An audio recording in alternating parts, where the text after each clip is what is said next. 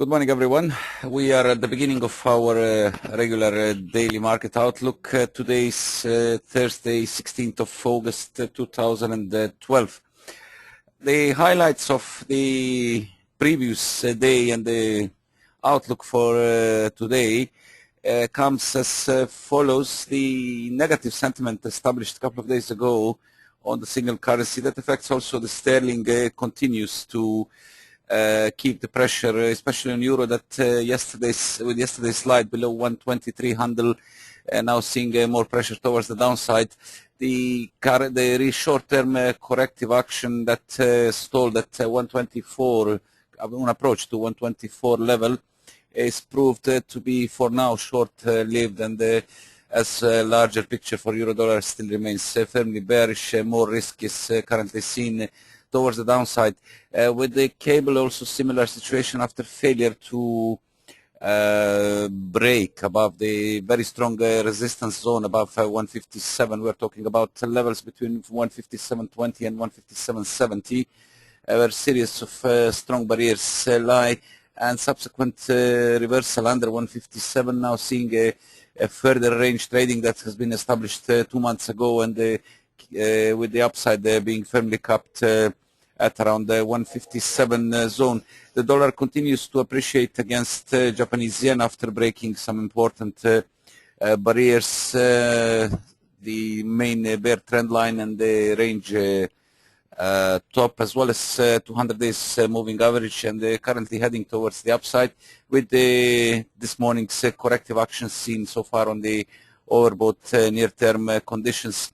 The dollar Swiss is slightly higher, keeping the near-term positive tone with the clearance of 98 zone required to resume higher. From commodities, crude oil bounced yesterday on the surprisingly high drop in the US crude stocks, as they expected, fell more than expected, despite the modest rise in the crude oil imports. With the stocks falling approximately 3.7 million barrels and pushing the price as high as 94.88, approaching 95 level, keeping the short-term positive tone after a brief consolidation under 94.69 peak, now bringing, the bulls back in play. However, we need to see clear break above 95 in order to see some more action higher. So far, the oil price is still entrenched within the 95 and the 91.70 range. More of this, of course, we will see on our regular technical part of the presentation. The most significant was the release of China's trade outlook for 2012, that is worsening, darkened especially by growing problems in Europe, as the Commerce Ministry announced on its release during the overnight session, and the longest run of falling inward investments growth in the economy since 2008 and 2009 global crisis. The Chinese Ministry of Commerce singled out problems in European Union as China's biggest overseas market as the core difficulty for exporters to overcome, as it published data showing foreign direct investments, FDI, from the EU falling 2.7% year on year to $4 billion in the first 7 months of 2012. As said in our previous sessions, as we can see that most of, actually all of the biggest world economies are getting more and more affected by current crisis, and these are not good signals, as still no any end of this of the crisis is seen, and no serious steps so far being taken in order to at least slow down the speed of the negative movements that basically started from 2008 when the first crisis broke out, with I would say period of stagnation seen until 2011, when things are getting worse again. most of most of investors are looking for the further central bank's actions with the Fed mainly in focus, as U.S. Consumer prices came flat in July for a second straight month, and this is likely giving room to Federal Reserve to ease policy further and to tackle high unemployment. So these were the highlights of the from the news and events that happened, and we are going to take a quick look at our today's calendar just to see what we have ahead of us. Important releases are seen for today. Thursday is usually quite busy day regarding economic indicators, with the UK starting with its retail sales due at 8:30 GMT. No changes expected according to today's forecast at 0.1%, with half an hour later having a bunch of quite important data, starting with Switzerland's zoo economic expectations, and we have no forecast for today. The previous release was minus 42.5. More significant, I would say, is the inflation report from Europe due at the same time at 9:00 GMT for July, with inflation expected to go higher to 2.5% in July compared to 2.4% June's release, and core CPI is also due to go to 1.9% according to expectations compared to 1.6 in June.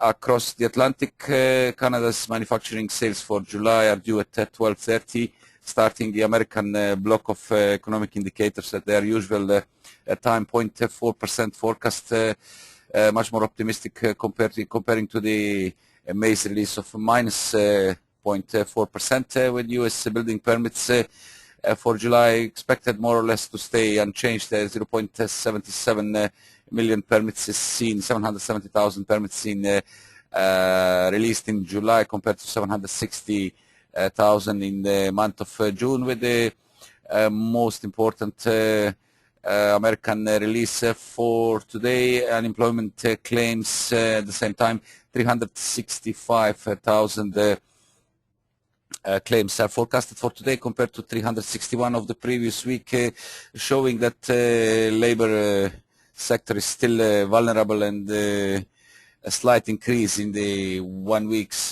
jobless claims shows that America is still on the very fragile legs. America's economy is on very fragile legs. Housing starts due at the same time for July, 0.75 million new houses compared to 0.76 million in June. No significant change, at least in the forecasts, with the Philadelphia Fed manufacturing index for August from states due at 1400 GMT, minus 3.7, much more optimistic compared to minus 12.9 of the July's release, and that would be the highlights, the most important releases due to be released today, and we have to keep focus on these events that are due, starting from 8:30 GMT as with the UK's retail sales, and then set very important Swiss economic expectations, and of course the Eurozone CPI that is due at 9 o'clock GMT. That would be all from the fundamental side, and we're going to take a look now on the technicals and see the latest movements on our major currencies and commodities. As said, Euro is maintaining a near-term negative sentiment following upside rejection at on approach to 124 barrier, better seen on the 4-hour chart, and failing to regain 124 and the more important 124.40, with subsequent easing accelerated by series of negative data from Eurozone and more dollar supportive data from US, dipping as low as 122, 54. 122.63 was the low of yesterday, with the brief corrective action being capped by 123 level. That now acts as initial resistance, reinforced by a near-term bear trend line drawn of 123.83 through 123.42 highs. also with the descending 55 days moving average, keeping the technical outlook more negative at this stage, as studies are all in the negative territory, and they seeing potential for a further extension lower, with the important and the key short-term support at 122.40 now coming under pressure. This is the low of last Friday, as well as 50% retracement of the larger ascent from 120.42 to 124.40, and main risk, I would say, at this point would be seen on loss of this level that will open next. Also very significant support at 122.00, reinforced by 61.8% Fibonacci retracement. Bearish crossover of 20 over 55 days exponential moving averages keeps the upside protected, and more pressure towards the downside. At this point, only break above, I would say, minimum 123.20 would provide a temporary relief, with the clearance of 123.50 is expected to turn focus again higher. 4-hour studies are also negative, just breaking below their midlines and pointing lower, while daily structure remains still bearish, as the bear trend line of 132.82 1st of May peak so far caps the upside, and currently standing at 123.50. So as said, basically break above 123.50 is expected to avert immediate near-term downside risk, and possibly to turn focus towards the upside, as negative near and short-term structure keeps the downside more vulnerable. I would say more likely scenarios would be further extension lower, and further movements, further losses would be seen as anticipated in the near-term trading action. A similar situation with the cable, after upside failure to clear 200 days moving average that is currently at 157.16. The brief break above this level was seen 2 days ago at 157.27. Then steady decline was rather seen as a consolidative action. We mentioned this in our yesterday's session, as well as in the written reports, with the 156.50-60 zone seen as a range floor and initial support being lost now, with the pair extending so far to 156.34 and turning the near-term structure negative, as indicators broke below their midlines. 61.8% retracement level was reached so far at 156.34, 61.8 of 155.76 to 157.27, keeping the downside at this point more vulnerable. And as price also broke below the 20 and the 55 days moving averages on the 4-hour chart, more likely action would be seen towards the downside, as 4-hour studies are losing traction and approaching the center lines, break of which is to open the next significant support zone at 156, where we have the 50% retracement, and more significant higher platform at 155.70-80 zone, also 61.8% retracement. As said, near-term structure is more negative at this point, and keeping the strong barriers above 157 level intact for now, with more risk seen towards the downside in the near term. Daily structure is still rather neutral, maintains still a rather neutral tone, with the range established from the beginning of, from mid of June, still being in play, with the upside being firmly capped by 200 days moving average, as brief spikes above these levels at 157.76 and 157.66 seen in June and July, not affecting the current range, as the pair, as the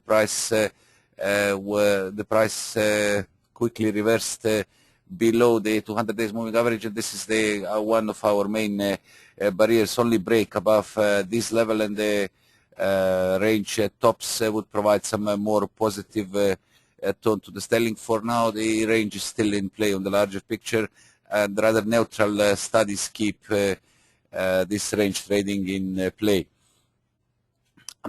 As mentioned at the beginning, dollar yen is in a positive mode after breaking above initial barrier. First of all, the trend line resistance, if this is the one, no, pardon, I do apologize. The main bear trend line resistance of 84.08, that was at 78.69, and then a break above the range top at 78.80 along with 79.00 round figure resistance, and the 200 days moving average at 79.18, and now looking for further extension higher. Positive structure seen on the lower time frames, however overextended conditions on the hourly chart see potential with the signal already being generated on the stochastics, seeing a potential for a corrective action before the gains resume. 79.00 offers initial support ahead of more significant 78.80 level. Previous stronger resistance and range top reinforced by 55 days exponential moving average that currently stands at 78.85, and ideally any dips should find the ground around this level and should be contained in order to resume the short-term positive structure. Further down, loss of 78.80 opens 78.58 as next significant support ahead of more important 78.15 and 78.00. Structure on the larger picture is now improving. Studies are pointing higher as the price broke some important levels, as well as trend line resistance, with the short-term focus seen more towards the upside at this point, and the 80.00 zone seen as the next target, as well as, of course, as long as the 78.80 as our important support holds the downside, an ideal reversal should be seen here in case of any stronger reversal. And finally, the dollar Swiss is in the near term a rally of 96.95 as a 97 zone. Strong support offered good support for now, where the pair found a footstep. This is the also previous low of 27th of July and the latest one of 14th of August, with steady rally now approaching a next significant barrier on the upside at 98 zone. 98.08 is the peak of 10th of August, as well as 50% retracement of 99.70 to 96.55 double bottom, seen as a strong barrier, as the pair broke above initial one at 97.90 and touched 97.96 so far. More action seen towards the upside at this point. Positive structure on 4 and 1 hour chart see the upside still favored, but risk still exists on the possible failure to clear this quite important level, as this might trigger further consolidation. On the downside, immediate support stands at strong 97.50 support, low of overnight's low of today, and as well as 55 days exponential moving average, with the break here to delay immediate bulls in favor of further consolidation. I would say the main risk would be seen on loss of 97.30 and 97.00. That would turn the short-term structure bearish again. For now, positive tone is still dominating, and clear break above 98.20 zone is to open next barrier, 61.8% retracement at 98.50, and static strong barrier, static resistance at 98.97, 2nd of August peak.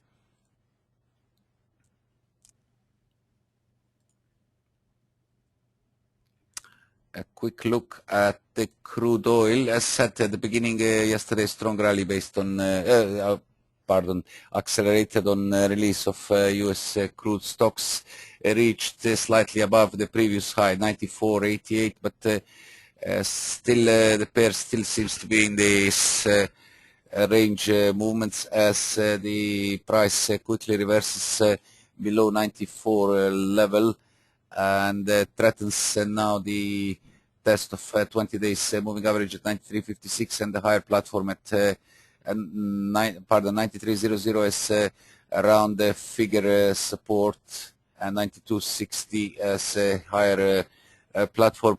Still a positive tone seen on the 4-hour chart, while hourly studies are now pointing lower as the pair loses immediate support at 94.00. More extension lower would be seen towards 93.90 that has already been tested, and more important 93.00, 92.67.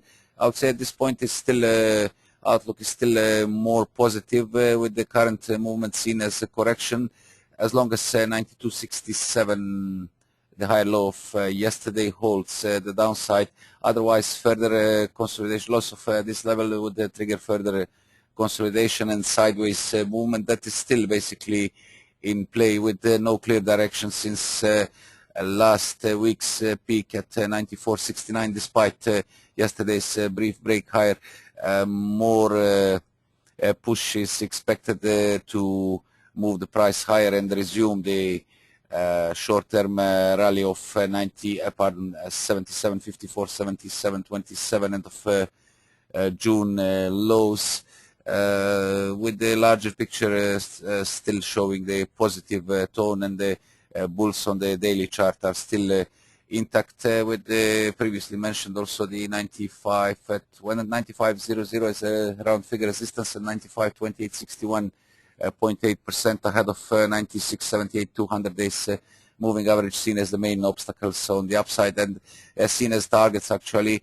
as the larger picture still maintains a quite positive tone.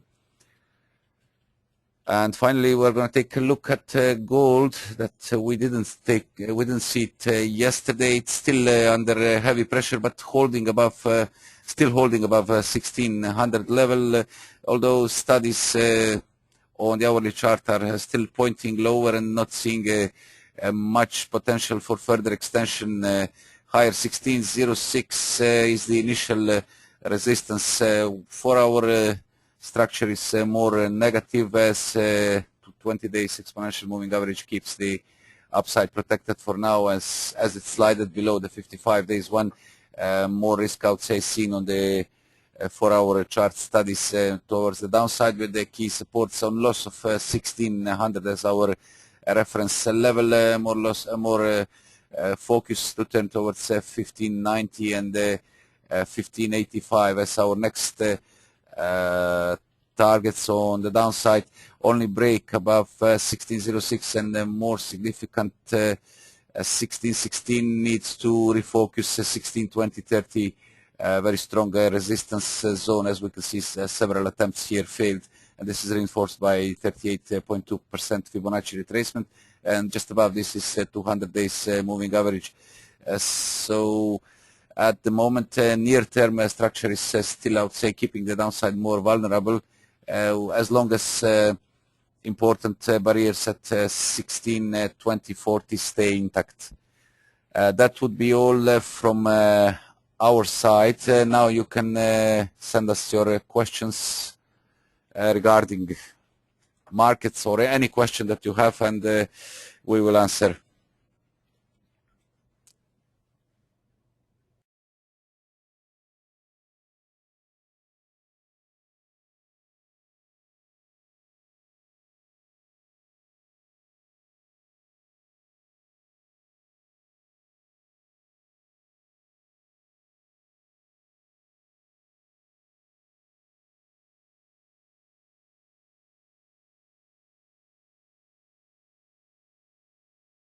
Okay, it seems that we have no questions for today. I would like to thank you all for being with us. We're back tomorrow at the same time at 7 o'clock GMT, 10 o'clock local Cyprus time, and expect you to come again. Until then, good luck and very successful trading.